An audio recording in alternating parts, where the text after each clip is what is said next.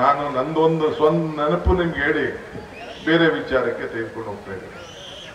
ನಾನು ರಾಜಾಜಿನಗರದಲ್ಲಿ ಒಳ್ಳೆ ವಿದ್ಯಾಭ್ಯಾಸ ಇರಲಿಲ್ಲ ಅಂತೇಳಿ ಇಲ್ಲೇ ಸೈಂಟ್ ರೀಟಾ ಸ್ಕೂಲಲ್ಲಿ ಕನಕಪುರದ ದೊಡ್ಡಾರಳ್ಳಿ ಎಲ್ಲ ಸ್ವಲ್ಪ ದಿನ ಹಾಕಿದ್ರಂತೆ.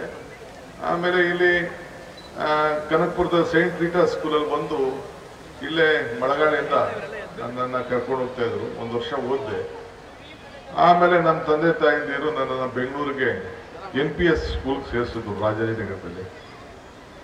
ಅಲ್ಲಿ ಸ್ವಲ್ಪ TC ಕೊಟ್ಟು ಕಳಿಸ್ಬಿಟ್ರು. ಈ ಹುಡುಗ ತುಂಟು ಹುಡುಗ ಅಂತೇಳಿ ಗೋಪಾಲ್ ಕೃಷ್ಣ ನನಗೆ TC ಕೊಟ್ಟು ಕಳಿಸ್ಬಿಟ್ರು. ಆಮೇಲೆ ತಿರ್ಗಾ ನೀನು 8th ಸ್ಟ್ಯಾಂಡರ್ಡ್ಗೆ ಬಾ ನೀನು, ಆಮೇಲೆ ನೀನು ಸೇರಿಸ್ಕೊಳ್ತೀನಿ ಅಂತೇಳಿ 5, 6ನೇ ಕ್ಲಾಸ್ಗೆ ಕಳಿಸ್ಬಿಟ್ರು. ನನ್ನ ಕಳಿಸಾದ್ಮೇಲೆ ಕೊನೆಗೆ ನಮ್ಮ ತಂದೆ ತಾಯಿಗೆ ಛಲ, ವಾಪಸ್ಸು ಅದೇ ಸ್ಕೂಲ್ಗೆ ಸೇರಿಸ್ಬೇಕು ಅಂತ ಛಲ.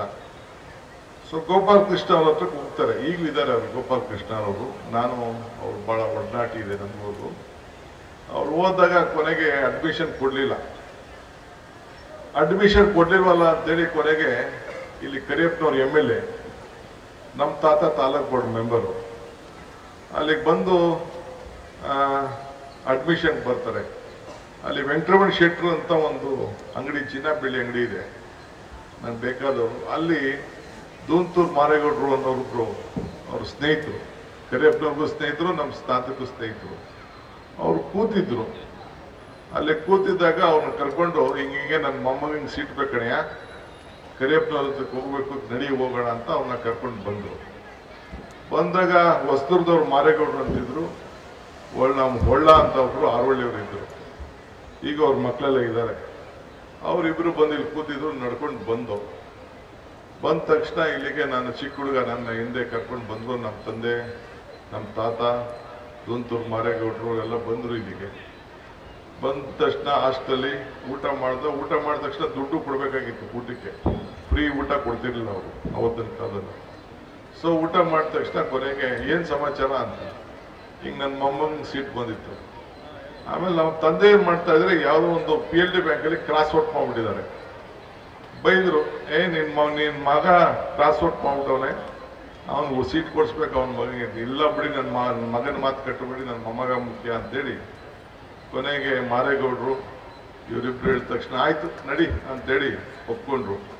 ಅಲ್ಲಿ ಪುಟ್ಟರಾಮು ಅಂತ ಅಂದ್ಬಿಟ್ಟು, ಈಗ ಅವ್ರ ಮಕ್ಕಳಿದ್ದಾರೆ, ಪುಟ್ಟರಾಮು ಇಲ್ಲ, ಅವ್ರದ್ದೊಂದು ಕಾರ್ ಇತ್ತು, ಕರಿ ಅಂಬಾಸೆಡರ್ ಕಾರು, ಇನ್ನೂ ನನಗೆ ಹಚ್ಚಿದೆ. 5 ರೂಪಾಯಿ ಟ್ಯಾಕ್ಸಿ ಬಿಲ್ ಅದು.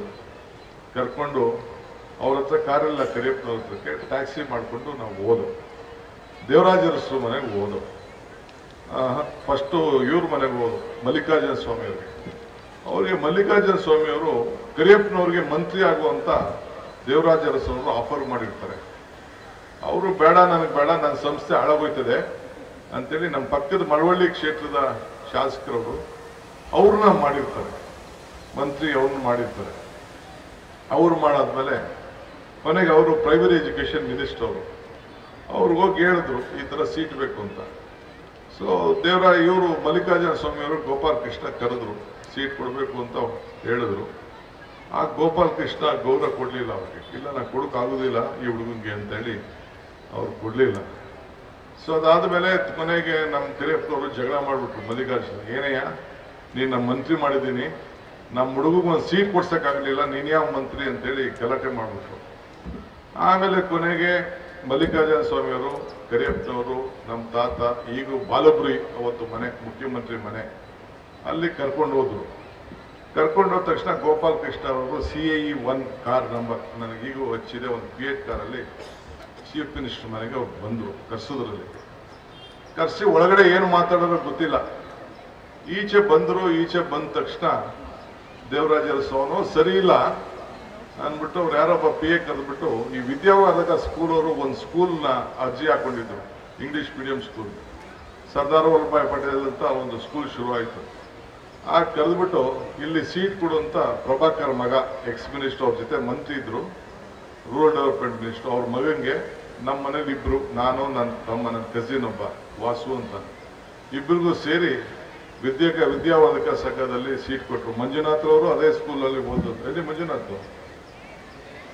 ಮಂಜುನಾಥ್, ನೀವು ವಿದ್ಯಾವರ್ಧಕ ಸಂಘ ಸ್ಟೂಡೆಂಟ್ ಅಂತ ಹೇಳ್ತಾ ಇದ್ದೀನಿ ನಾನು.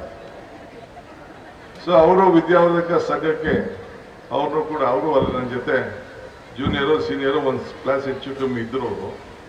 ಸೊ ಅಲ್ಲಿ ಸೇರಿಸಿದ್ರು.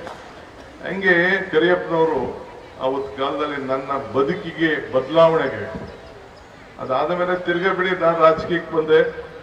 ಅಲ್ಲಿ ರಾಜ್ಯ ನೋಡಿ, ಮುಖ್ಯಮಂತ್ರಿ ಮನೆ ನೋಡಿ, ಶಾಸಕರು ಮನೆ ನೋಡಿ, ಮಂತ್ರಿ ನೋಡ್ಬಿಟ್ಟು ನಾನು ಅವತ್ತು ಶಾಸಕನಾಗಬೇಕು ಅಂತೇಳಿ ಪ್ರತಿಜ್ಞೆ ಮಾಡಿ ಇಲ್ಲಿವರೆಗೂ ಬೆಳೆದಿದ್ದೀನಿ.